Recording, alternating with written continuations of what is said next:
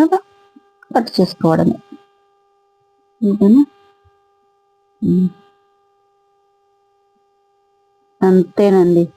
10 నిమిషాల్లో మీ బ్లౌజ్ మీరు కటింగ్ చేసుకోవచ్చు, స్టిచ్చింగ్ చేసుకోవచ్చు.